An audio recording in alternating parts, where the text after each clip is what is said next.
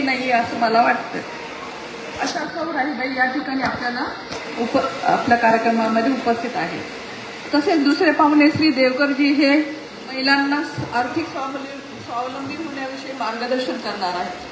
तर दोन्ही पाहुण्यांच्या मनोगतातून आपल्याला त्यांचा जीवनातला सगळा प्रवास कळणारच आहे. तसेच आपण इथे ज्या सगळ्या भगिनी जमलेल्या आहेत त्या खऱ्या अर्थाने समाजसेविकाच आहेत. कारण अतिशय तुटपुंज मानधनावर आपण समाजासाठी अप्रतिम काम करत आहात. आपली आशाताई गावातली माता भगिनी वयोवृद्धांच्या आरोग्याची काळजी घेत असतात. लहान मुलांना सांभाळणं, त्यांना शिकवणं हे किती कठीण असतं हे आपल्या सगळ्यांनाच माहीत आहे. असं कठीण काम आपल्या अंगणवाडीला सेविका, मदतनीस या अतिशय मनापासून आपल्या मुलांची काळजी घेतात. आपल्या CRP ग्रामसंघाचे अध्यक्ष, सचिव, लिपिक या भगिनी आणि सर्व बचत गटांना मार्गदर्शन करत असतात. खरोखर हे मोठे समाजकार्यच आहे. तसेच या ठिकाणी बऱ्याच माझ्या भगिनी राजकीय पदाधिकारी, लोकप्रतिनिधी आणि कार्यकर्त्यांच्या अर्धांगिनी उपस्थित आहेत. खरं तर आपल्यामुळेच आपले हे सर्व बाहेर सर्व समाजसेवा असो की राजकारण यासाठी मोकळे फिरू शकत का. म्हणजेच तुमची आमची देखील ही एक समाजसेवाच आहे. म्हणूनच नुसतं हळदी कुंकू करणे आणि वाण देणे हा एकच उद्देश न ठेवता आपण या कार्यक्रमातून काहीतरी शिकायला मिळावे हा हेतू ठेवूनच हा आपला कार्यक्रम आयोजित केलेला आहे. तरी आपले सर्वांचे मनापासून स्वागत करते आणि आपल्या सर्वांना मकर संक्रांतीनिमित्त खूप खूप शुभेच्छा देते आणि सांगते धन्यवाद. जय महाराष्ट्र, जय हिंद. धन्यवाद ताई. खूप सुंदर मार्गदर्शन व प्रस्तावना. जबरदस्त. सर्वांनी टाळ्या वाजवून त्यांचं स्वागत करायचंय. ते म्हणतात ना की मंजिल उन्हीं को मिलती है जिनके सपनों में जान होती है. मंजिल उन्हीं को मिलती है जिनके सपनों में जान होती है. पंखों से कुछ नहीं होता, हौसलों से उड्डाण होते हैं. पंखों से कुछ नहीं होता, हौसलों से उड्डाण होते हैं. तर आपल्या कार्यक्रमाचे प्रमुख पाहुणे सन्माननीय श्री राहीबाई पोपरे यांना मी अशी विनंती करते, गोपाळ देवकर यांना मी अशी विनंती करते की आपण आमच्या ज्या महिला मंडळ आहेत त्यांना आपण मार्गदर्शन करायचं आहे. आपल्या शहराच्या नगर अध्यक्षा सौ शिल्पा भाभी परदेशी, शिल्पा ताई दिनेश भाऊ परदेशी यांचं आत्ताच त्या ठिकाणी आगमन झालेलं आहे. आपण सर्वांनी टाळ्यांच्या गजरात त्यांचं स्वागत करायचं आहे.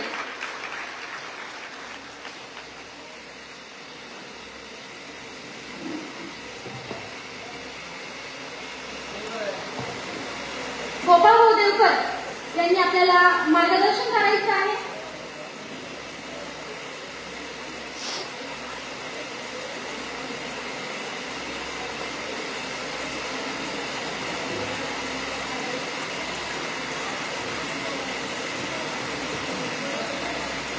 धन्यवाद.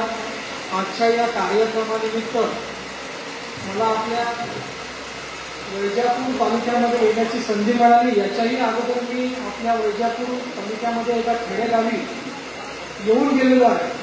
की माझा दुसरा प्रवास आहे आणि मला फार आनंद होत आहे. खरं तर माझं एक भाग्य आहे की आज एवढे मोठं ताई ज्या आपल्या आहेत त्यांचं एवढं मोठं नाव आहे, त्यांनी एवढा जो संघर्ष केलेला आहे, आमचं बऱ्याच विषयांवरती बोलणं झालं, त्यांच्यासोबत आज मला बसण्याची संधी मिळाली. आणि सगळ्यात महत्त्वाचं म्हणजे तुम्ही इथे माझ्या माता भगिनी बसलेल्या आहेत. मी काही कोणी मोठा माणूस नाहीये. मी आपला मुलगा म्हणून समजा. माझे जे काही 2 अनुभव मला माझ्या आयुष्यामध्ये मिळालेले आहेत मी त्याच्याबद्दल थोडक्यात मी माहिती सांगतो. आणि मग बचत गट ज्याला आपण आर्थिक साक्षरता म्हणतो, आर्थिक साक्षरता किती काळाची गरज आहे ह्या आपण महिला ऑलरेडी बचत गटाच्या माध्यमातून करतच आहात. तर त्या विषयाला थोडक्यात आपण चर्चा करूया. दुसरा विषय उद्योजकाचा. बचत गट तर आपले भरपूर झालेले आहेत, परंतु आपल्यालाही माहिती आहे की बचत गट हे कुठेतरी व्यवसायापर्यंत जाण्यापर्यंतचा जो प्रवास आहे तो फार खडतर आहे. आपण बऱ्याच वेळा काहीतरी प्रोडक्ट तयार करतो, पण त्याचं मार्केटिंग आपल्याला तयार तर करता येतं, पण ते विकता येतं का? आणि तयार केलेल्या वस्तू जर विकता नाही आल्या तर बचत गटाच्या माध्यमातून पुढे जाण्याचा विषयांवरती आपण चर्चा करणार आहोत. मी माझा अनुभव असा सांगतो, तो आपल्या मुलाबाळांना कामी येईल. महत्वाचं म्हणजे जिथेही मला संधी मिळत असते तिथं मी माझेच अनुभव नाही, माझ्या मित्रमंडळींचे अनुभव सांगतो. माझं जे काही शिक्षण आहे हे रात्र शाळेमधून झालेलं आहे मुंबईमध्ये. हे मी आवर्जून सांगतो, कारण एकेकाळची अशी परिस्थिती होती की वडील जरी मुंबईत राहत असले, आता मुंबईमध्ये म्हणजे टीव्हीमध्ये दिसणारी मुंबई वेगळी, बरोबर आहे, जे मालिकांमध्ये आपण बघतो ती मुंबई वेगळी, आणि मुंबईमधलं जे जीवन आहे झोपडपट्टी एरियामधलं हे जीवन फार कठीण असतं. अशा रात्र शाळेमध्ये संध्याकाळी 6 ते 9चं शिक्षण घेणं, मला विश्वासही नव्हता की माझं 10वीच्या पुढचं शिक्षण होईल की नाही. परंतु एक माझे वडील म्हणतात ना, अंगुठा बहादूर होते, ते ड्रायव्हिंगचं काम करायचे. त्यांची एकच इच्छा होती, माझ्या मुलांनी शिक्षक व्हावं. जे आपल्या ग्रामीण भागामध्ये 5 ते 6 वर्षांपूर्वी विषय चालायचे, डीएड करायचं, बीएड करायचं, आणि मग सरकारी नोकरी मिळायची, आणि ती मिळाल्यावरती काय व्हायचं, एक चांगला हुंडा मिळायचा. बरोबर आहे. आता तो विषय कुठेतरी संपुष्टात आलेला आहे. आता काळ बदललेला आहे, आणि आपल्या मुलं असतील, आपल्या घरी युवक असतील, मुली सुद्धा असतील, या मुलांच्या पाठीमागे आपण कुठेतरी असे कारण लावतो की अरे तुम्ही अभ्यास करा, आम्ही मेहनत करायला बसलेलो आहे. परंतु होतं काय, दुर्दैवाने शाळा कॉलेजेसच्या माध्यमातून मुलांना योग्य ते मार्गदर्शन मिळत नाही, आणि आपण आई वडील म्हणून किती जरी मेहनत केली तरी आपल्याला सांगता येत नाही की बेटा या करिअरमध्ये जा, तुला नक्की काय करायचंय. हे सारे जे प्रश्न असतात मुलांच्या आयुष्यामध्ये त्यांना भेडसावत असतात. आपल्याला वाटतं की आपण मेहनत करतो, आपलं मुलं ऐकत नाही, परंतु कुठेतरी त्या मुलांचं सुद्धा आपल्याला ऐकलं पाहिजे. कारण की आताचा जो काळ आहे याच्यामध्ये आपण बघतोय की बेरोजगारी ही भयानक पद्धतीने वाढत चाललेली आहे. सरकार आपलं पुरेसं प्रयत्न करत आहे, परंतु आपल्या संपूर्ण भारतामध्ये जर आपण ज्या नोकऱ्या म्हणतो, सरकारी नोकरी असो, प्रायव्हेट नोकरी असो, ही फक्त 7% आहे. किती? फक्त 7%. आणि आपली जी लोकसंख्या आहे येणाऱ्या काळामध्ये आपल्याला स्वयंरोजगार या विषयावरती काम हे करावंच लागेल. आणि आपण इथे ज्या महिला बचत गटाच्या महिला बसलेल्या असतील, आपली जी भूमिका आहे ती फार महत्वाची असणार आहे. होतं काय की योग्य ते मार्गदर्शन न मिळाल्यामुळे जसं युवक मंडळी पुढं काही जाऊ शकत नाही, तर एक माता भगिनी आपलं आई वडील म्हणून आपलं कर्तव्य काय आहे, मुलांना योग्य ते आपण पैसा पुरवतो, चांगल्या कॉलेजेसमध्ये त्यांना टाकतो. परंतु होतं काय की कुठेतरी पुणे मुंबई तिकडे गेल्याशिवाय मोठे उच्च शिक्षण त्यांचं बऱ्याच वेळा होत नाही. स्पर्धा परीक्षेच्या पाठीमागे मुलांचा 5 ते 10 वर्षाचा काळ हा निघून जातो. मी सांगतो, माझा अनुभव आहे. आतापर्यंत जरी रात्रशाळेचं शिक्षण असलं तर मी जगातल्या टॉप 4 ज्या कंपन्या आहेत त्या कंपन्यांमध्ये मी नोकरी मिळवलेली आहे, आणि आई वडिलांना सांगितलेलं आहे की मला आयुष्यामध्ये नोकरी करायची नाही. मी अर्थशास्त्राचा विद्यार्थी होतो, आणि लहानपणी त्या 10वी 12वीला मला कळालं होतं अर्थशास्त्र म्हणजे काय. मी जर एखादी नोकरी जर कुठे मिळवली तर मला आयुष्यभर ICICI बँकमध्ये असताना मला कळालं होतं, आणि हा जो चष्मा लागलेला आहे त्या बँकेमध्ये काम करूनच लागलेला आहे. 12 तासाची ड्युटी असायची. 2007 मध्ये मी जॉबला लागलो. 2009 मध्ये मी बँकेचं काम सोडून दिलं. म्हटलं मला बँकेमध्ये नोकरी करायची नाही. एक प्रतिष्ठा होती, सगळ्या गोष्टी होत्या, परंतु मला काहीतरी समाजाच्यासाठी काहीतरी करायचं आहे, कारण मी ग्रामीण भागातली परिस्थिती बघितली. हुंडाबळी काय असतं हे जे प्रकरण घडतात हे माझ्या जवळच्या माझ्या मावशीसोबत घडलेलं आहे. माझ्या मावशीच्या हुंडाबळीच्या प्रकरणातून त्यांचा एकेकाळी जीव गेलेला आहे. या घटना ग्रामीण भागामध्ये फार बऱ्याच मोठ्या प्रमाणात होत असतात. आता कुठेतरी कमी झालेलं आहे. महिला सशक्तीकरण बऱ्यापैकी चांगल्या पद्धतीने होत आहे. कायद्याचं जे माहिती आहे, जे नॉलेज ज्याला आपण म्हणतो, ते लोकांपर्यंत पोहोचलेलं आहे.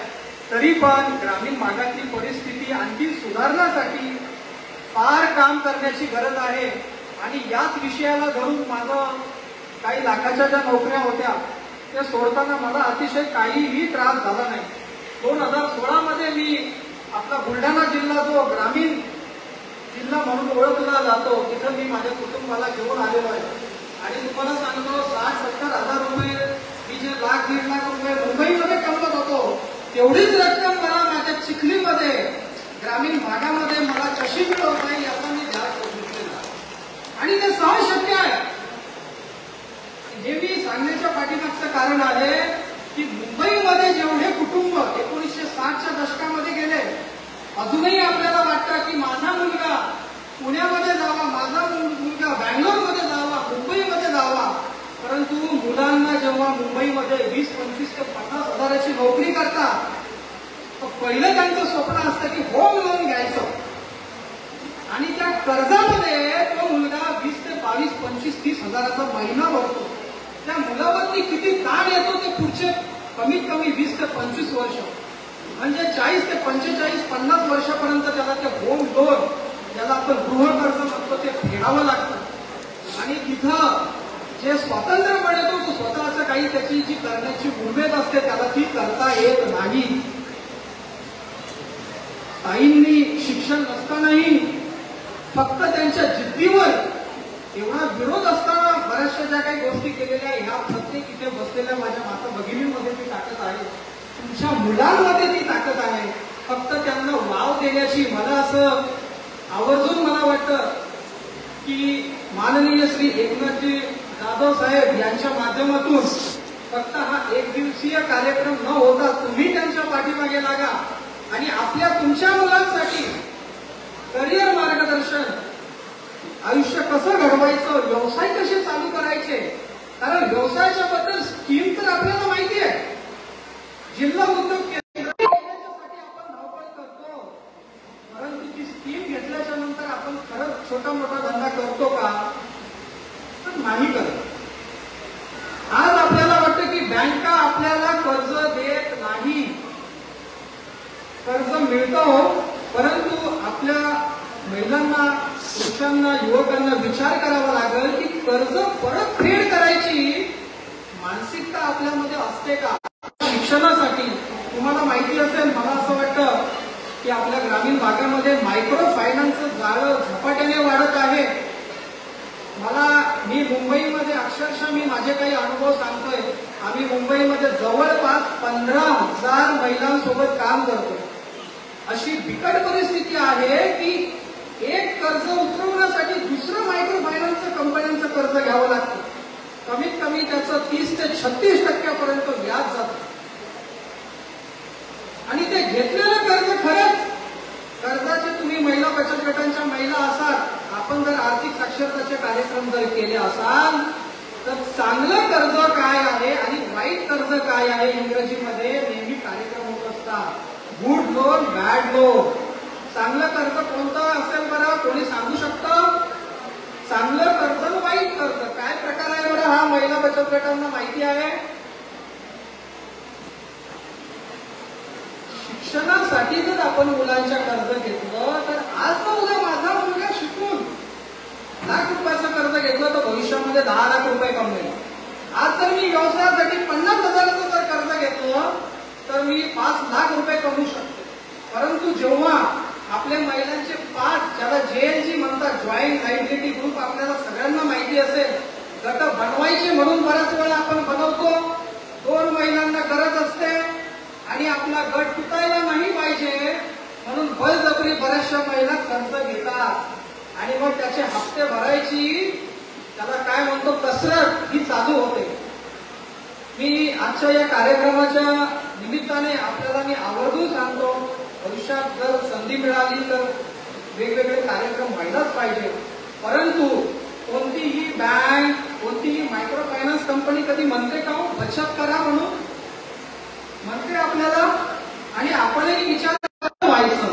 परंतु नियोजनाच्या अभावी काय होतं, अचानक दवाखान्याचा गरीबातला गरीब जो आपला परिवार आहे, तुम्हाला सगळ्यांना जास्त अनुभव आहे, आपण काम करता लोकांसोबत. आपला कमीत कमी 10 ते 15, 20, 25, 30% जे काही वार्षिक उत्पन्न असेल, एक जरी माणूस आजारी पडला, दवाखान्यामध्ये भरती जर झाला, आपली मानसिकता 20,000 लागो 50,000 लागो ते पैसे खर्च होतात. आपलं जे आरोग्यावरती जे काही खर्च आहे, गरीब लोकांचा सगळ्यात जास्त खर्च आहे. जे श्रीमंत वर्ग असतात, जे शिकलेले लोक असतात, ते स्वतःचा इन्शुरन्स काढतात आणि 2, 4, 5 लाख 10 लाख रुपये जरी लागले तरी फक्त वार्षिक 5 ते 10 हजार रुपये भरून त्यांचे 4 ते 5, 10 लाख रुपये बऱ्याच वेळा वाचतात. याला आर्थिक साक्षरता म्हणावं लागेल. आपण आपल्या कुटुंबाचं नियोजन करतो का? आर्थिक नियोजन करणं काळाची गरज आहे. सगळ्यात महत्वाचं तुम्हाला सांगतो, आज आपण आपल्या ग्रामीण भागामध्ये जे रोड ऍक्सिडेंट होतात, आपण बघतो एखादा करता मुलगा जर गेला तर त्याचं कुटुंब आपण फक्त जास्तीत जास्त हळहळ व्यक्त करतो की अरे फार वाईट झालं. परंतु आज केंद्र सरकारने 12 रुपयाची योजना आणलेली आहे, ती आता 20 रुपयाची झाली. फक्त 20 रुपये भरून, वार्षिक 20 रुपये भरून 1 ते 2 लाखाचा इन्शुरन्स मिळतो. या गोष्टी आपल्यापर्यंत पोहोचतात, परंतु आपण त्याचा पुरेपूर वापर घेत नाही.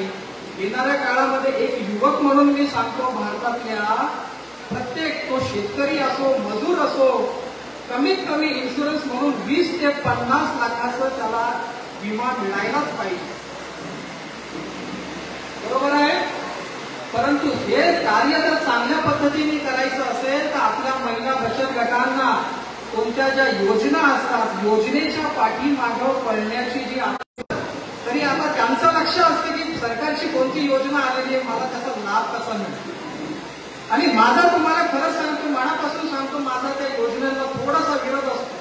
मी म्हणतो, मी जर माझ्या पायावरती उभा आहे, माझं जर लाखाचं ट्रान्झॅक्शन होत आहे, तर पप्पा माझ्या नावाने ते पिवळं कार्ड काढू नका, माझं नाव खराब करू नका.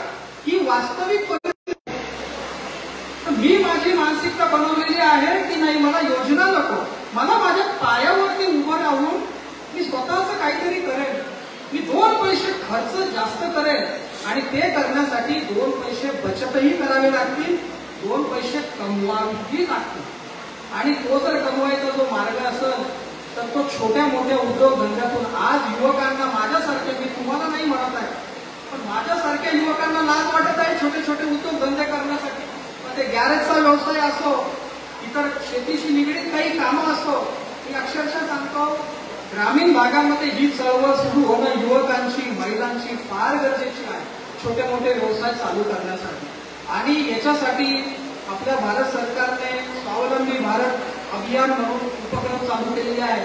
जिल्हा उद्योग केंद्र आहे, परंतु होतं काय, आपल्या चर्चेमधून मलाही माहिती आहे की आपल्याला आपले कर्जाचे प्रकरण नाकारले जातात. ते का नाकारले जातात? आपल्याला माहिती आहे, सिबिलचा रिपोर्ट असतो. आपल्याला सिबिलचा रिपोर्ट काय आहे बँकेचे अधिकारी सांगत नाही, परंतु आपलं कर्ज फेटाळलेलं आहे हे आपल्या कानावरती येतं. आपल्याला कर्ज मिळेल, पण कधी आपण जर बचत केली, आपली जर स्वतः, मी 20% टाकायला तयार आहे, बँका द्यायला बसलेल्या आहेत, परंतु आपली कुवत असायला पाहिजे. तर आजच्या या कार्यक्रमाच्या निमित्ताने मी आपल्या सगळ्या महिला बचत गटांना आवाहन करतो, आणि हे माझं आव्हान नाही आहे की रिझर्व्ह बँक ऑफ इंडिया, जी सगळ्यात मोठी आपल्या भारताची बँक आहे, सगळ्या बँकांचं नियंत्रण करते. त्यांच्या पुस्तकामध्ये लिहिलेलं आहे की एका चायची किंमत काय आहे.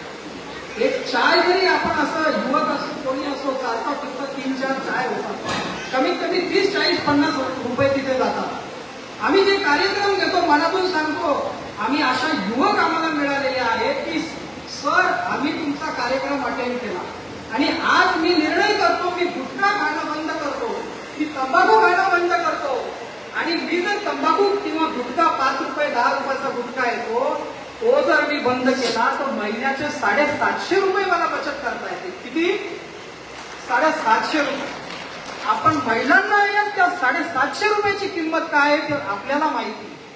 सरकारने त्या 20 रुपयाची किंमत 1 लाख रुपये करून दाखवलेली आहे, पण ते आपल्याला कळतं का?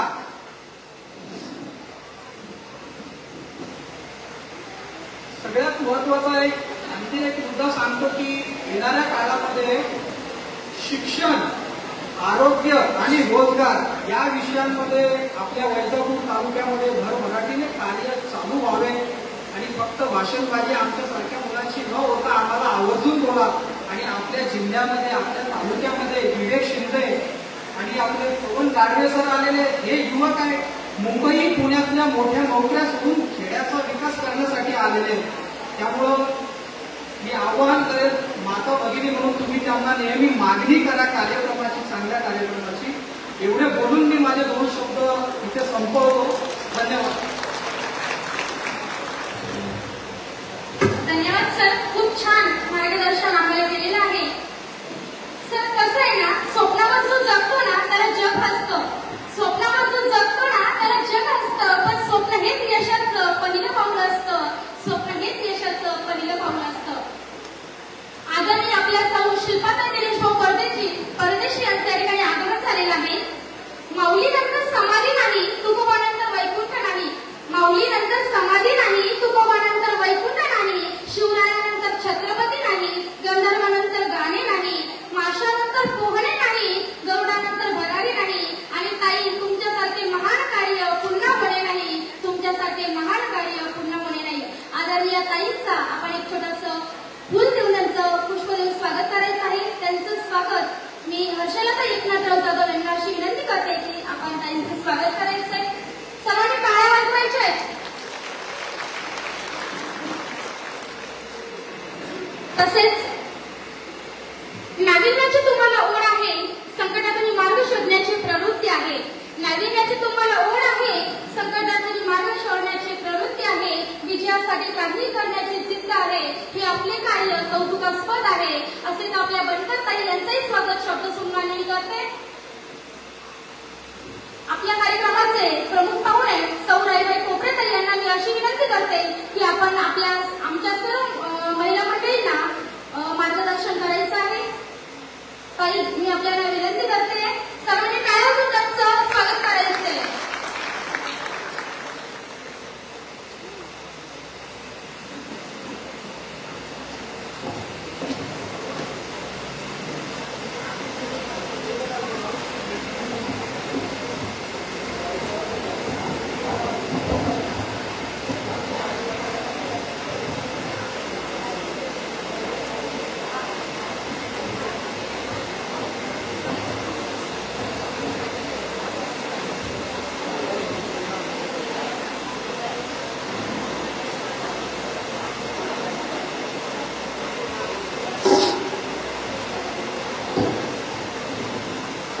या ताई तुम्हाला एकदम साध्या दिसतील, परंतु जगाच्या पाठीवर त्यांनी फार मोठं काम केले.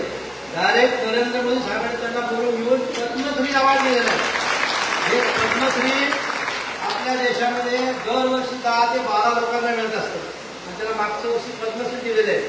एवढ्या साध्या महिला असून सुद्धा ते करू शकतात, तर आपण सुद्धा कितीतरी पुढे जाऊ शकतो हे सांगण्यासाठी मी त्यांना मुद्दा म्हणून या ठिकाणी बोलवलेलं आहे. आणि ते झाल्यानंतर मग आपला जो नियोजित कार्यक्रम तो होणार.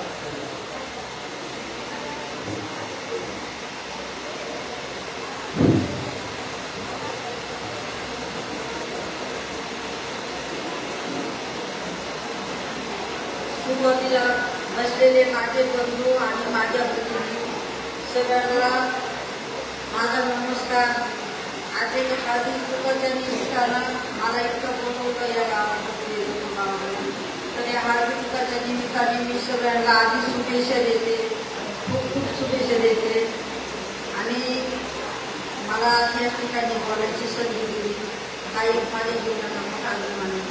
काल मी जळगावमध्ये होते आणि आज इथं आले, पण जळगावमध्ये ना जवळजवळ 5,000 महिला उपस्थित होत्या, खूप महिला होत्या. आणि खरोखर महिलांचे असं पाहिजेलं एखादा कार्यक्रम माझा घराने काहीच नाही. पण आता मी एक तुम्हाला विचारते, इथं प्रत्येक व्यक्ती कागदाचं पाहून बोलवते किंवा मोबाईलमध्ये बघून बोलवते, तसं मला तर काहीच कळत नाही. कागदही नाही कळत आणि मोबाईलही नाही कळत.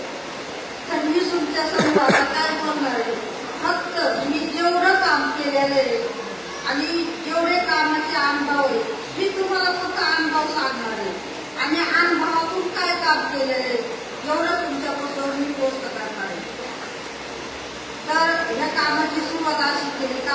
सगळ्या महिला बचत गटाच्या भगिनी आहेत आणि मी सुद्धा महिला बचत गटातूनच एवढं माझं जे काम आहे हे महिला बचत गटातूनच मोठं झालेलं आहे. आणि पहिली सुरुवाती महिला बचत गटाची अशी मी केली का मला महिला बचत गटामध्ये सुद्धा जाता येत नव्हतं. महिला बचत गट सुरू झाले गावामध्ये, पण मला त्या महिलांपासून सुद्धा पोहोचता येत नव्हतं, कारण माझा खूप खडतर प्रवास होता. माझ्या वडिलांच्या घरी माझी खूप खडतरच प्रवास गेला आहे. वडिलांच्या घरी खूप गरिबी होती. आम्ही 7 बहिणी होतो आणि 9 महिन्याची असताना आई वारली. आई गेल्यावर सगळं जात आहे ना, प्रत्येकाच्या जीवनातलं. आई गेली तर सगळं जात आहे, पण माझ्या वडिलांनी नाही जाऊन दिलं. आईची माया आणि वडिलांची माया वडिलांनी सांभाळली. पण 9 महिन्याची बहीण असताना, वडिलांची खूप गरिबी असताना आम्हाला शेताकडे कामच करावं लागलं. शिक्षण कुणालाच घेता नाही आले. 2 बहिणी, एक बहीण 9 महिन्याची होती, एक बहीण 3 वर्षाची होती आई गेल्याच्या नंतर. त्या 2 बहिणींनी शिक्षण घेतलं, बाकी आम्हाला शिक्षण नाही घेता आलं. पण वडिलांनी शिक्षण नाही दिलं, पण शेती काम शिकवलं आणि शेतीमध्ये राहून ते पण शाळा शिकले नव्हते, ते पण अडाणीच होते आणि शेतकरी होते.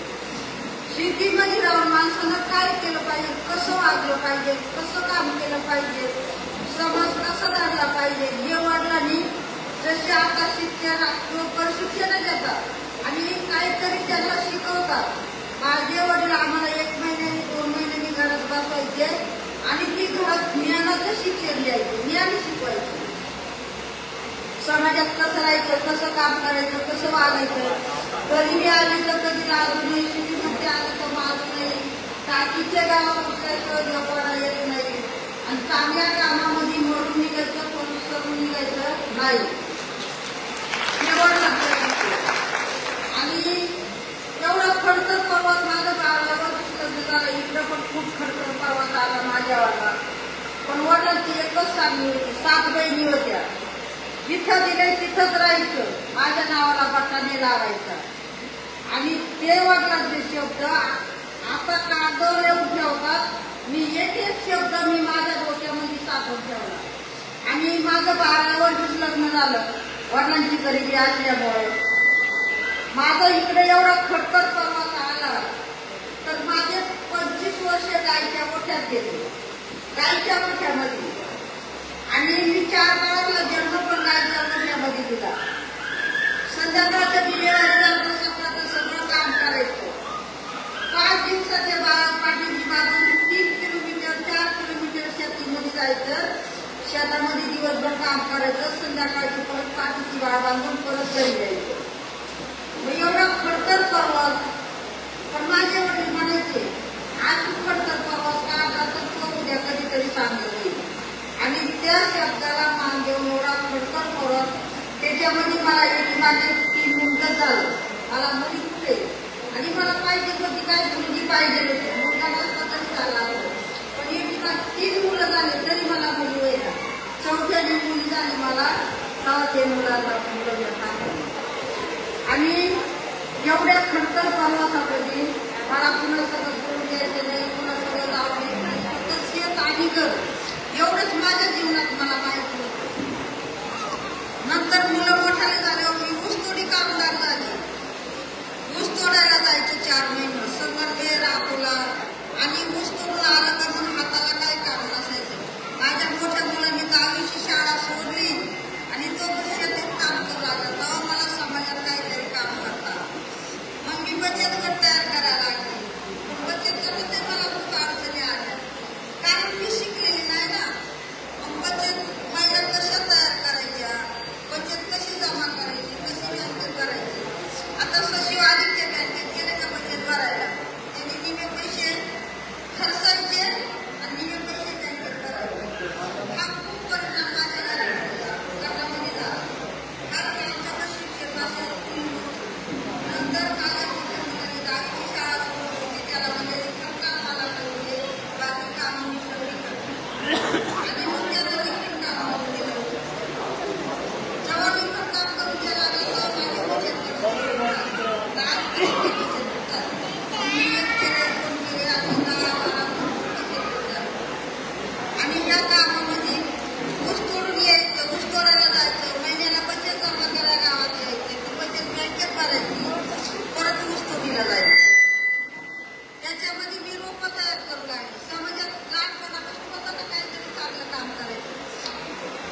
पण एवढ्या खडतर पर्वतामध्ये आपण काय काम करणार आहे समाजामध्ये?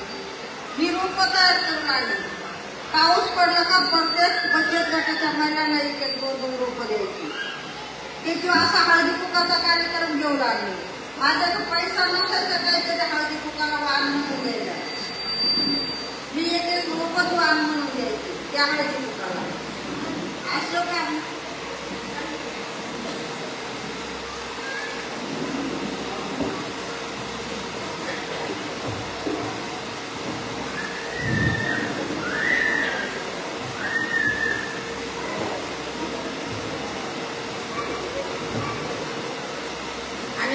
हे काम करता करता हे गावठी खाण्याचा, हायब्रिड खाण्याचा, केमिकल खताचा, औषधांचा मी माझ्या स्वतःच्या घरात अनुभव घेतला. कारण माझ्या शेतामध्ये भरपूर हायब्रिड बियाणं आलं. जे नवीन दिसलं ते माझे मुलं आणायचे. जे खत जेवढे इकडं बाग आले दुकानामध्ये तेवढे माझ्या शेतात येऊ लागले. आणि त्याच्यापासून घरात आजार सुरू झाले. मग एक दिवस दवाखान्यात काठीची बाळ बांधत मला 10 किलोमीटर 20 किलोमीटर दवाखान्यामध्ये जावं लागायचं. माझ्या गावाला आताचे रस्ते चालत, अजूनपर्यंत रस्ते नव्हते. आणि मग दवाखान्यात जाता जाता माझ्या एक दिवस डोक्यात विचार आला, काठीची बाळ बांधेल पायी पायी चाले, घरात आजार नव्हते, मी आता सुरू येतात कुठून? जेवढ्या घरामध्ये सुविधा होत चालल्या तेवढे घरामध्येच आजार सुरू झाले. म्हणजे आजार येतात कुठून? मी विचार करीत गेले, विचार करता आले. दुसऱ्या दिवशी सकाळचं उठले, मी माझ्या शेतीमध्ये सगळं फिरले आणि आजूबाजूच्या शेतीमध्ये पाहिले. आणि एका आंब्याच्या झाडाखाली बांधावर बसले. त्या बांधावर बसून मी अभ्यास केला का आपल्या शेतीमध्ये आपण पहिलं कोणतं बियाणं पेरत होतो, आता कोणतं पेरतोय. आपल्या शेतीत कोणते पिकं होते, आता कोणते पिकं घेतोय. पहिले तर शेतीला रासायनिक खत औषधं काहीच नव्हते, पण आता किती प्रकारचे खत मारितोय, किती प्रकारचे औषधं फवारे मारतोय. ह्याच्या बांधावर बसून मी स्वतः विचार केला. मला ना कोणी सांगताना बोलता विचार केला. त्या बांधावर बसून माझ्या लक्षात आलं की या केमिकल खतांमुळं, औषधांमुळं आणि हायब्रिड बियाण्यामुळं आणि आपलं केमिकल टाकल्यामुळे या भाजीपाल्यामुळे घरामध्ये आजार सुरू झाले. मी विचार केला की आपल्या स्वतःच्या घरातलं बंद करायचं, मग जगाचं पाहायचं.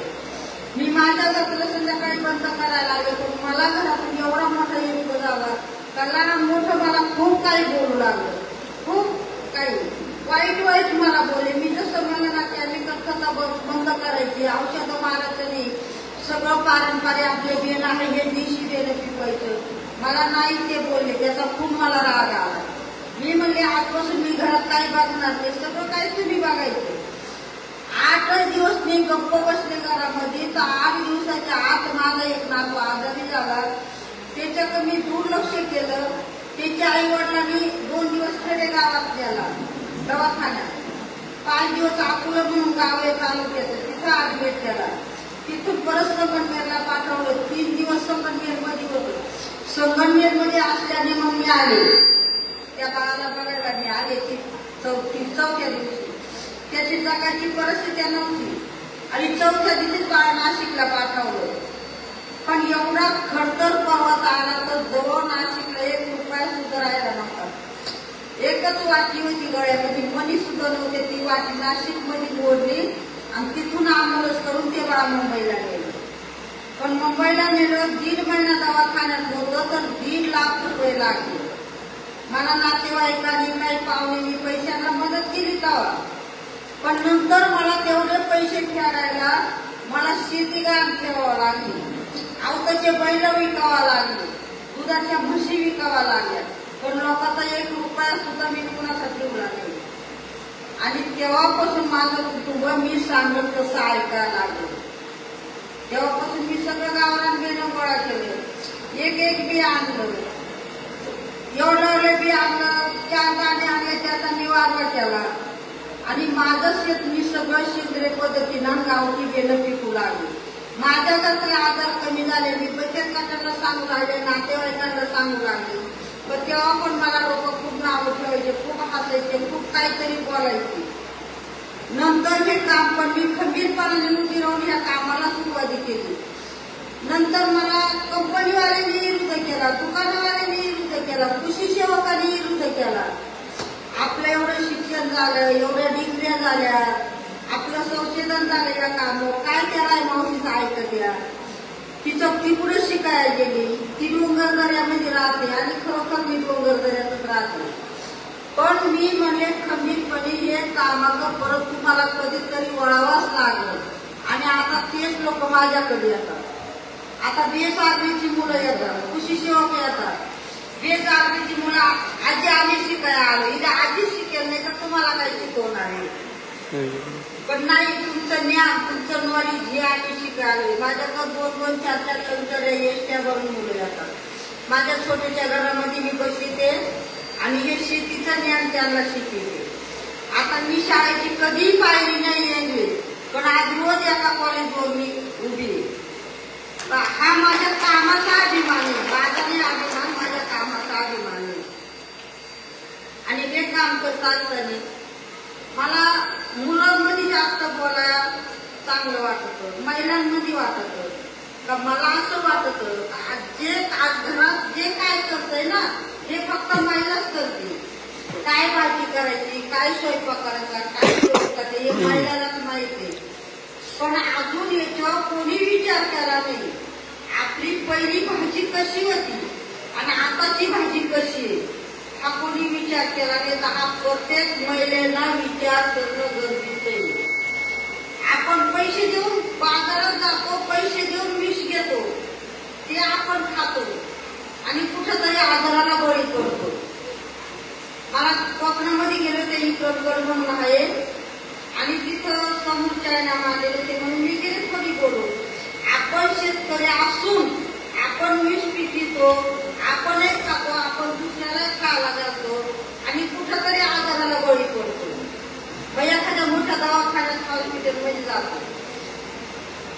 पण जोपर्यंत आपल्याकडे पैसा आहे ना तोपर्यंत डॉक्टर आपल्यावर उपचार करतो. आपल्याकडे जर रुपया नसला तर डॉक्टर गोळी सुद्धा देऊ शकत नाही. मग आपण शेवटी जीवानी जातो. आता मी सहज गेले पूर्ण असं करून डॉक्टरांनी बंगले बांधले म्हणजे. आणि आपण शेतकरी हाय तिथंच आहे, हाय तसंच आहे, अजून काही फरक झाला नाही. आता महाबरोबर ते साहेब होते, आता आज नाही कोणी, एक साहेब होते. मावशीने हे का बोलावा, तिथे मोठमोठे डॉक्टर आणि खरं डॉक्टर होते. तिथं ठाणे, कल्याण, मुंबईचे खूप डॉक्टर होते. यांनी जर परत उत्तर दिले विचारायला लागले की काय करेल. आणि तोच प्रकार झाला. एक मॅडम माहीत राहतात ते, एक डॉक्टर माहीत राहतात ते. कॅन्सर आजार का सुरू झाले, अटक आजार का येऊ लागले, कुठे बाळका जन्माला येऊ लागले, असे ते विचारू लागले भरपूर. पण नशीब त्यांच्या प्रश्नाला प्रत्येकाला मागं उत्तर भेटलं, प्रत्येकाला उत्तर भेटलं आणि मी तर काहीच होतं. माझी शाळा नाही शिकले, पण मी एक निसर्गाची शाळा शिकली आणि मला ह्या निसर्गाने शिकवले. आणि त्या निसर्गाचं, त्या काळ्या मातीचं हे ज्ञान आज तुमच्या समोर मी प्रत्येक ठिकाणी उभी राहून सांगते. पण माझी एक कळकळीची माझ्या शेतकरी बंधूंना विनंती आहे, ही काळी माती आपल्या अन्नदेती माता आहे, ही तुमच्या आमच्या सगळ्याच्या जगाचा पोषित सगळ्यांची आई आहे. मग आपण तिच्यावर किती विषारी औषधं मारतोय, किती तणनाशक विषारी देतोय. आपण जर काय खाण्यात आता आपण आजारी होतो, कुठेतरी हॉस्पिटलमध्ये जातो आणि ही माती जर एवढं विषारी देऊन ही माती जर संपली तर हिला तुम्ही कुठल्या डॉक्टरांच्या, कोण वैद्यांच्या, मला फक्त एवढं प्रश्न उत्तर कोणी सांगू द्यावं. मार्गदर्शक वर्ग आहे, कोणी सांगावं या मातीला कोणता डॉक्टरांचं का कोणता वैद्यांचं. मग ही माती जर आपण सांभाळली तरच आपली पुढची पिढी चांगली घडल. आणि ही माती जर संपली तर आपली पुढची पिढी काय करणार आहे.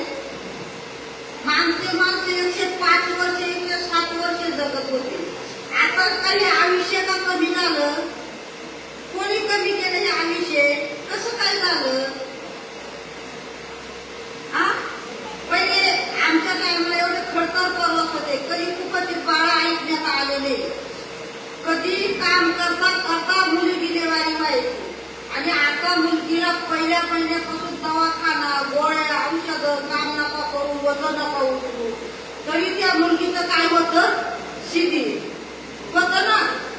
ते बाळ एका दवाखान्यामध्ये, आई एका दवाखान्यात डिलिव्हरी झाली, तर बाळ गेलं दुसऱ्या दवाखान्यामध्ये ताकात पियाला.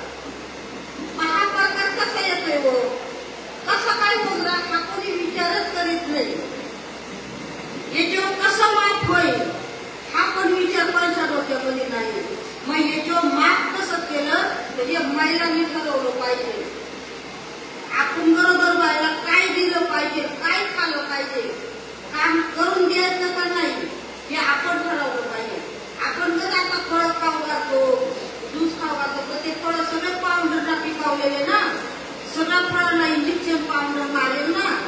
पण चांगलं आहे काय? काय आहे चांगलं?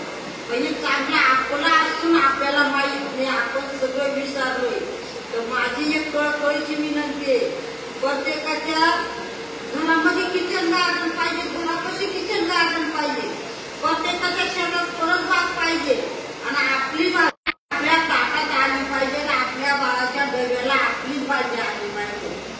त्याच्यातही एक सांगते, तुम्ही हॉटेलमध्ये गेलो, आपल्या 10 वाट्या येतात ना, एका ताटामध्ये एक ताट 10 वाट्या, मी तर म्हणजे सगळं विषारी येते. त्याच्यातली एकच भाजी खा, नाही तर 2च खा, पण आपलं आरोग्य चांगलं ठेवा. आपण काय करतो हे आपल्याला कळत नाही. आपण कुठं गेलो तर आपल्या बाळाला आपण काय ते, आपण जर हॉटेलला गेलो पावभाजी, शेवभाजी, काहीतरी खातो. पण तुम्ही चटणी भाकर खा, मी कच्च्या कांद्यासंग भाकर खाते, हिरव्या मिरचीचा ठेसा खाते, पण मी ती पावभाजी, शेवभाजी तो 5 सुद्धा नाही कधी. हे तुम्हाला सांगते हो. कारण हे खूप इथं लहान बाळ असले ना, त्याला आपल्या घरात काही बनवून द्या, पण ते पाव, खाली, बटार हे देऊ नका लहानपणा. ते कुरकुरे मुरमुरे, आपले मुलं पण ते कुरकुरे मुरमुरेच होऊन गेलेत आपले. खरंच आहे. तुम्ही जेवढं मिरची भाकर चटणी खायला लागतं ना, तेवढे मुलं दगड डोक्यासारखे निवार होते. पण या कुरकुऱ्या मुरमुरेने नाही बरोबर आपले. हे मुलांना खायला शिकवा. आणि माझं एक आहे, जेवढे शेतकरी असतील हे सगळं देशी बेन करायला शिकवा, आपल्या शेतीत शिकवा. आता इकडं या इकडं बोलता बाजरी पिकते, ज्वारी पिकते, मठ पिकतो, ऊस पिकतो, भले आमच्याकडं नाचणी, वरळ, भात पिकते, हे नाही इकडं पिकत. पण तुमचं जे मुख्य पीक आहे, मग बाजरी पिकते. आता बाजरी कधीतरी कुठं तरी होती, का बरं होती? त्या बाजरीला का आपल्याला दोष लावला का? बाजरी आपलं खाते, ज्वारी आपलं खाते ना, मग आपण का शेतात पिकू नये? आपण का दुसरं काहीतरी नुसते पैशाचा माल करावं? आजली भाजी केली, हिरा 2 दिवसात फवारायचे, एक प्रत्येक दिवस आज फवारली का उद्या लगेच बाजारात न्यायची, 4 दिवसाची भाजी खतं मारून, औषधं मारून आठवड्यातच विकायला आली पाहिजे. हाच आपण करतो ना. हे करायचं सोडलं पाहिजे. आपलं जे धान्य आहे ना, याच्यावर वळलं पाहिजे. आपलं काय खातो हे केलं पाहिजे. अहो पहिल्या आज्या, आता ही एक आजी कशी दिसती मला, पहिल्या आज्या शेतामध्ये गेल्या तर पोटी भरून भाजी आली होत्या ना, कसं ती येऊ ती तेलाची भाजी करीत होते तरी त्या भाजीला चव होती. पण आता तेलात तळलेल्या भाज्यांना चव नाही. आणि रानभाजी, एक रानभाजी, एक औषधी वनस्पती होती, हो ना. आता त्या भाज्या आपण नाशक मारून, औषधं मारून भाज्यांचं पीठ नाही ठेवलं. आमच्या घराने भाज्यामध्ये आम्ही 4 महिने भाज्या खाल्ल्या, अजून 4 महिने पाऊस पडला ना, 4 महिने भाजी. मग त्याच्यामध्ये कोळूची भाजी, गोळूची भाजी, आंबट्याची भाजी, कांद्याची भाजी, मशियाची भाजी, रानामध्ये भरपूर भाज्या, चिंचाची भाजी, घाईपाताची भाजी, वाळीची भाजी, भोकरीची भाजी, ही एक भाजी, एक औषधी वनस्पती. पण हे आपल्याला माहीतच नाही. रानामध्ये कोणी कोंबडा म्हणतो, कोणी कुटुंब येत नाही, असं जवळ फुल येते. त्याची भाजी खातं का कोणी? खात नाही खात. कारण ही भाजी औषधी वनस्पती आहे ना, मग ती आपण खातच नाही. आपण विषारी भाजी बाजारातून आणून तीच खातो. त्या कोंबडीची भाजी पोटातले विकार कमी करते आणि ते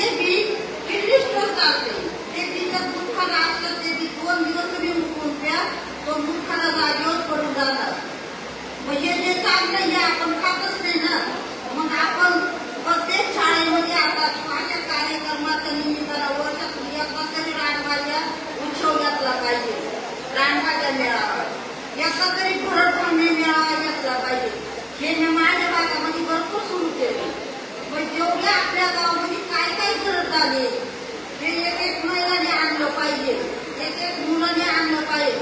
त्याच्यामध्ये काय गावठी आहे हे आपण शोधलं पाहिजे. आणि आपल्याला जर शिवाजी महाराजांसारखे, जिजामातासारखे आपल्या मुली घडवायच्या असतील, डॉक्टर आंबेडकर बाबांसारखे जर आपल्याला मुलं घडवायचे असतील, त्यांनी कंदमुळं जंगलातले खाऊन एवढे मोठे काम केलं, एवढे मोठे वीर झाले. तसे जर आपले मुलं घडवायचे असतील तर यांना गावठीच खायला पाहिजे आणि वीज मुक्त पाहिजे, सेंद्रिय शेतीच पिकवली पाहिजे आपण. नाही तर आता आपण किती आपले मुलं शिकून त्यांच्या अंगामध्ये जर प्रतिशक्ती नसली तर ते काय करणार आहेत पुढे, काय समाजामध्ये चांगलं काम करणार आहे त्यांच्या अंगात. असे जर मुलं घडवायचे असतील तर त्याला गावठीच खाणं पाहिजे आणि वीज मुक्त पाहिजे. प्रत्येकाने सेंद्रिय शेती केली पाहिजे. आता काही लोक म्हणतात गावठीला जास्त पीक नाही, का पीक नाही? त्याच्या आता त्या बेड भात लावले, त्याचा ते गावठी भात लावले, रासायनिक खत दिलंच नाही तर जे अवैधवान होते त्याला नोंदी सुद्धा आली नाही, का त्याला रासायनिक खत दिलं नाही. आणि जे गावठी होते त्याला गाणी आली. मग गावठी जे आहे ना गेली तर मातीचा आधार मिळते, स्वतःच्या ताकदीवर येतो किंवा हवेवर येतो आणि ती ताकद आपल्या अंगामध्ये येते. पण आपण जे गावठी आहे ते सगळं सावकार मुलासारखं कुठं तरी हाकलून लावलं आणि हापेटवान गोळा पडलेले, त्याला ज्या तेवढे खत, तेवढे औषध, त्याला नाही बाजारभाव भेटला तर शेतकरी आत्महत्या करतो. मग आत्महत्या जर थांबवायचं असेल तर प्रत्येकाच्या शेतात फळबाग पाहिजे, प्रत्येकाच्या शेतात गावठी बेलं पिकलं पाहिजे आणि प्रत्येकाचं पाठ विषमुक्त भाजी, विषमुक्त अन्न खायला आलं पाहिजे, तरच आपली पुढची पिढी चांगली जाणार आहे. आणि हे जर तुम्ही आम्ही नाही केलं तर पुढच्या पिढीला शिल्लक काहीच राहणार नाही. मी म्हणजे माझ्यासाठी तुम्ही शिक्षणात एक राहतात प्रत्येक गावात तयार झाली पाहिजे. पैशाच्या बँका प्रत्येक गावात आहे, प्रत्येक बरोबर आहे, पण प्रत्येक गावामध्ये एक एक DCBIची बँका तयार झाली पाहिजे. माझ्या शेतकरी बंधूला गावातलं जी गावातच भेटलं पाहिजे. हे का होऊ शकत नाही? बऱ्याच बँका गावोगाव झाल्या तर बीची बँका का नाही? म्हणजे प्रत्येक ठिकाणी स्थापन झाली पाहिजे. मी म्हणजे प्रत्येक गावात एक एक राईबाई अशी तयार झालीच पाहिजे. मी माझ्या परिसरामध्ये 5 बँका स्थापन केल्या. मी माझ्या छोटीच्या झोपडीमध्ये बँका केली. बाईकची मला बाईक संस्थेची मदत भेटली. मी फक्त शेतात बिल आल्यात आले होते, बाईकचे लोक माझ्याकडे आले. हे माझ्या कुठंच केलं होतं. मला माहित नव्हतं एवढं जगाचं मोठं आहे म्हणून, माझं एवढं मोठं काम होईल म्हणून. फक्त माझी एकच अपेक्षा समाजात काहीतरी चांगलं काम करायचे. पण आपलं शिक्षण नाही, विचारात येत नाही, काय काम करणार आहे आपलं? हे माझ्या मनात दडलं. बाईक शौक आले, मी फक्त शेतात बिलावा चालले, ते छोटे छोटे कचरे त्यांनी शेवटी बघितले, ते त्यांनी पाहिले. मावशी कुठं झाले का? म्हणजे पाऊस पडायचा आणि शेतात बिलावा. म्हणजे कसं कशाचं नावं सांगतात? म्हणजे एवढं कुठं तुम्हाला नावं सांगतात? आणि मग ते मला विचारलं कोणत्या बाजारची खरेदी? म्हणजे नाही सर, पारंपरिक गरजी खरेदी, ही बाजारची खरेदी काहीच नाही. त्यांनी मला विचारलं कशा करताना गरजी खरेदी? लोक नवीन आणतात, नवीन करतात आणि तुम्ही म्हणता पारंपरिक जुने, ही कशावरून जुने? मी माझा अनुभव त्यांना सांगितला. ते तिसऱ्या दिवशी परत आले. आमचं घेणं अजून मातीच्या मटक्यामध्ये, राखेमध्ये, त्या राखेमध्ये ठेवल्याने खाण्यासाठी तसं राहतं. पण पेरणीसाठी 1 वर्ष पिकलं तर 3 वर्ष पेरता येतं. 3 वर्ष त्याची उगवण चालू होती. त्याच्या हाब्रेटवानाची दुसऱ्या वर्षी सुद्धा उगवून चालू होते. मग त्यांनी पण व्यवसायाला असताना सगळे शंभर काय आणले. त्यांना 100 वाण माझ्या एकाच घरात भेटला. पण मी जीव करून सांगत होते हे माझं गावठी आहे, माझं गावरान आहे, देशी आहे. ते नव्हते म्हणत. त्यांनी सगळे वाणाचे करून घेतले, सगळे वाणतात बाग देवता बसायले.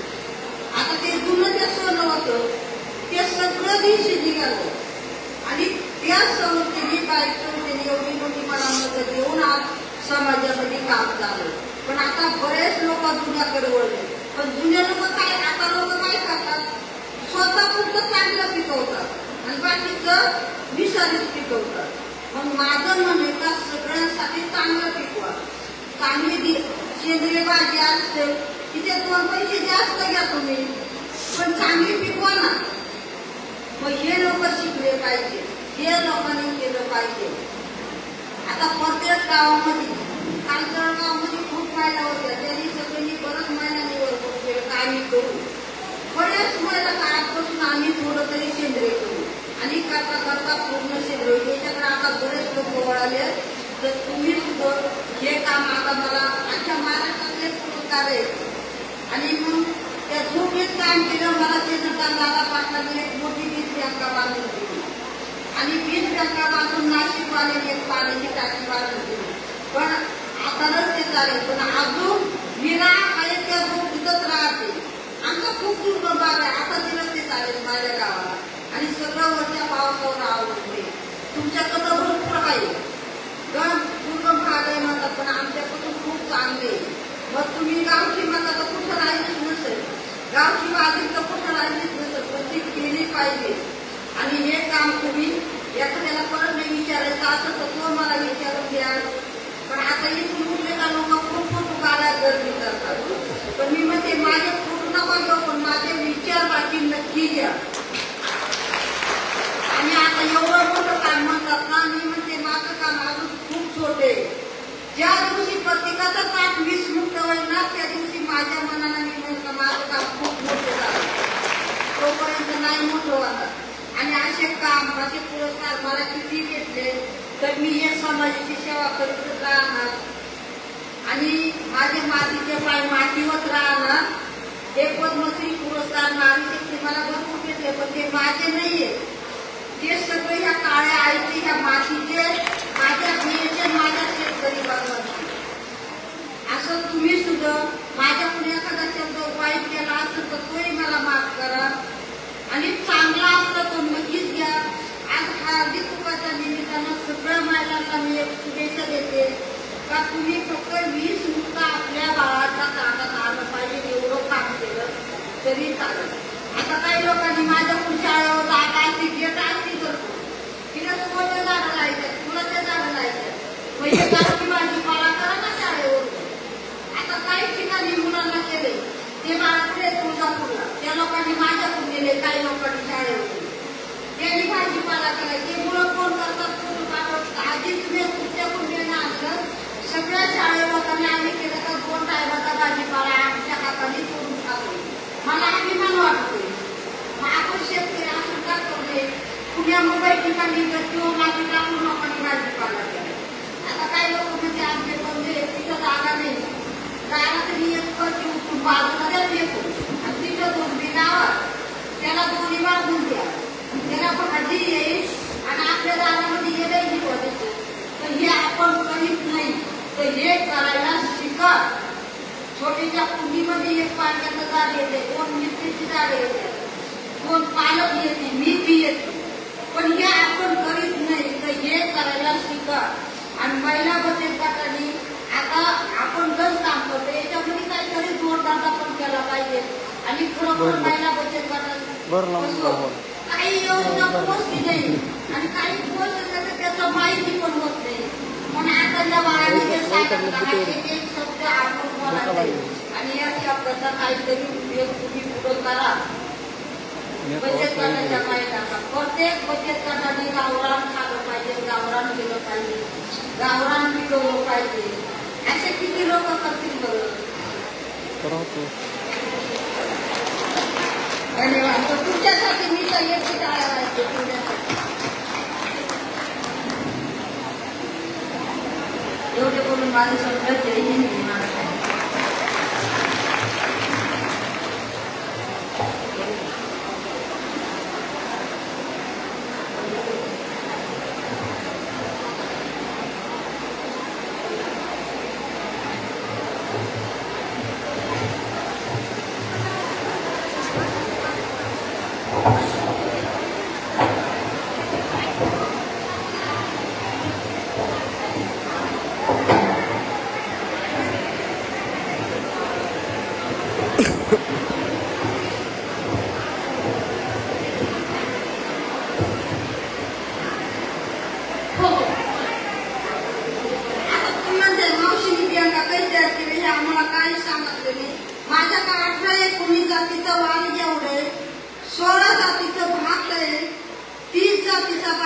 काळात 3 जातीची नाचणी, 3 जातीची वरई, उडीद, मूग, कारळ म्हणतात, हे कडधान्य, हे सगळं जे पिकते ना हे शेतामध्ये पिकून याची एक बँका स्थापन केली.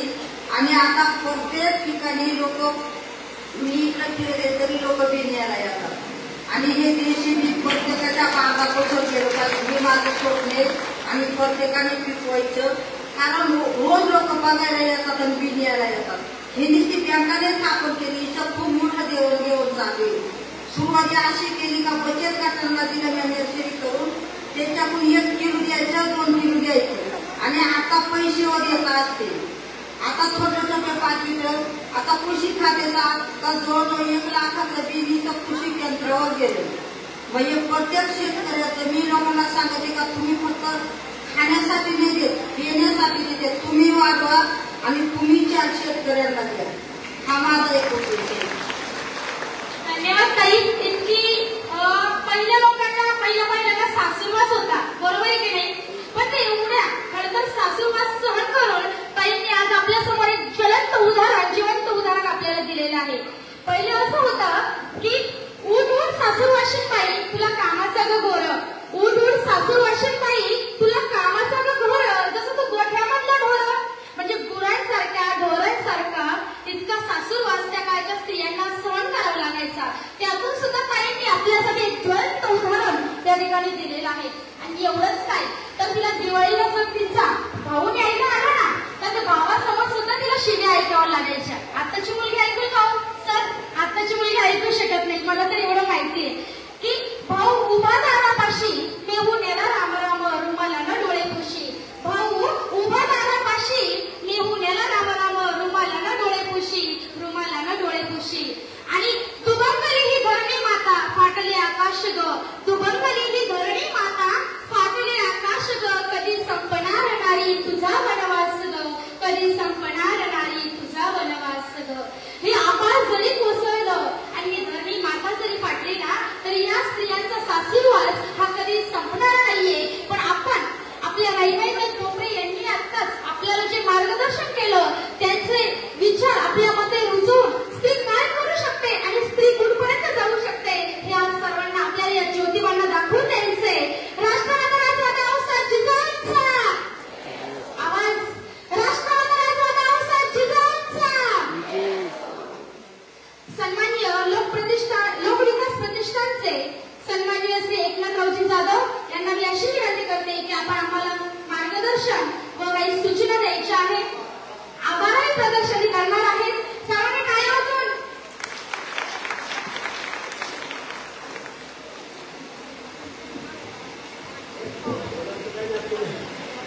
आजच्या आपल्या कार्यक्रमाला उपस्थित असलेल्या पद्मश्री पुरस्कार प्राप्त म्हणजे अतिशय मोठा हा पुरस्कार आहे. देशामध्ये तुरळक लोकांना 10 लाख लोकांना वर्षातून हा मिळत असतो. जगाच्या पाठीवर जे अप्रतिम चांगलं अद्वितीय असतं. आता माझ्याकडे आता काय वाजतं कोणी आलं तो माईकवाला म्हटला ताईची सोन्याची नथ असल्यामुळे आवाज करतो म्हणे. आता माझ्याकडे काहीच नाही बाबा, आता काय वाजते ते असे करायचे असे फिरतच लोक आपल्याला. आता ताईनं सांगितलं ते सत्य हे तुमच्या लक्षात आलं असेल, बरोबर आहे ना? आपण रोज विषारी अन्न खातो हे खरं आहे का नाही? मग याला कुठतरी आळा बसावा. आणि त्यांनी जन्मदात त्यांना कोणी सांगितलं नाही हे करा म्हणून, त्यांना स्वतः जाणीव झाली आणि त्यांनी हे सगळं स्वतः नैसर्गिकरित्या आपल्या घरापासून सुरुवात केली. आणि मग ते जेव्हा पुढे त्यांना अनुभव चांगला केला, देश पातळीवर त्याची दखल घेतली गेली आणि पद्मश्री नावाचा देशाच्या पातळीवरचा सर्वोच्च असा पुरस्कार त्यांना नरेंद्र मोदी यांच्या हस्ते राष्ट्रपतीच्या हस्ते. नरेंद्र मोदी त्यांच्यासोबत अर्धा तास चर्चा केली. तुम्ही विचार करा, पंतप्रधान 2 मिनिटं काळ देऊ शकतात का? म्हणजे किती महत्वाचं काम त्यांनी आपल्या सगळ्यासाठी केलेलं आहे. आपण सर्वजण या ठिकाणी आलात आणि त्यांचं नीट असं मार्गदर्शन तुम्ही सगळ्यांनी ऐकून घेतलं, त्याबद्दल मी तुमचे आभार मानणार. त्याचं एकदा सगळ्या आपल्या माता भगिनी एकत्र झाल्या की काय होतं तुम्हाला माहिती आहे, ते सांगण्याची गरजच नाही. तरी मागे थोडं चाललं होतं, पण थोडं ऐकत आहे. आपल्या कामाचं आहे, आपल्या भविष्याचं आहे आणि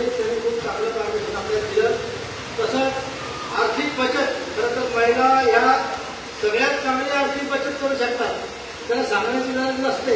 तरीही काही गोष्टी त्यांना समजणं आवश्यक असतं. म्हणून आपले या ठिकाणचे दुसरे पाहुणे त्यांनी सुद्धा आपल्याला मार्गदर्शन केलं. त्यांना मी वेळोवेळी बोलावणारच आहे.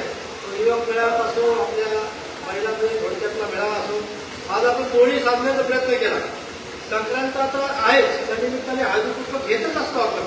पण हळदी कुंकू म्हणजे काय, यायचं आपण एकमेकीला हळद कुंकू लावायचं, गिफ्ट घ्यायचं आणि घरी जायचं. तसं न करता यातून काहीतरी देता येतं का? ठीक, आता घेतील किती जरी हा वेगळा भाग. म्हणजे एवढ्या 1000-500 महिलांकडून 10-20 तरी जरी याचा उपयोग करून घेतला तर आपल्यासाठी खूप मोठं काम झालं असं मी म्हणेन. हे महत्वाचं आहे आपल्यासाठी. त्यामुळे आपण सर्वांनी त्याचा लाभ घ्यावा एवढी आपल्याला विनंती करतो. आता आपला मुख्य कार्यक्रमावर आपण येणार आहे. हळदी कुंकू, गिफ्ट आणि नंतर जेवण. परंतु हे करत असताना आपण सगळ्यांनी जागेवरच बसावं. आता प्रथम आपल्याला ते गिफ्ट वाटप होईल. त्याच्या बॉक्समध्येच आपण त्याच्यामध्ये हळदी कुंकू ठेवलंय, तिळगुळ पण ठेवलेलं आहे. बॉक्स उघडला की तुम्हाला दिसेल.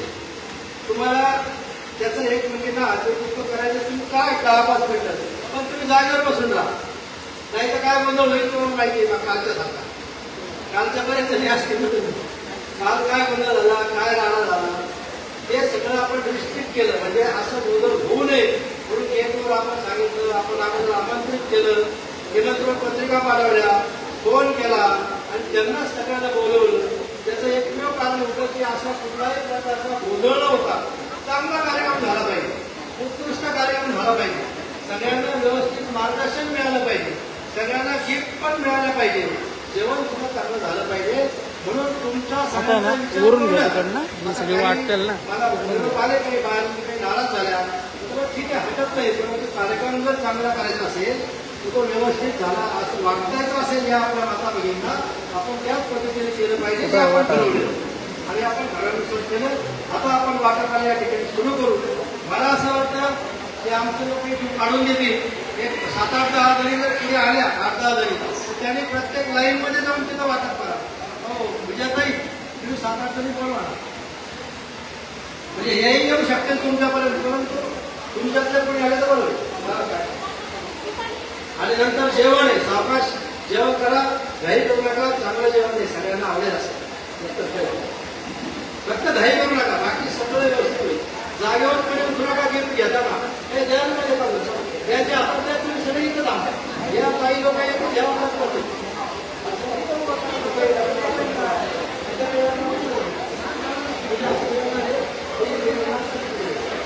हे बाकीचे नका, ताटाच्या आलं तिथं थांबा. तुम्ही काढून द्या, तुम्ही काढून द्या. तुम्ही चला निकाळे आणि रानमध्ये काढून द्यायला यांच्या हातात द्या फक्त. आणि एवढे काय तुम्ही यांच्या हातात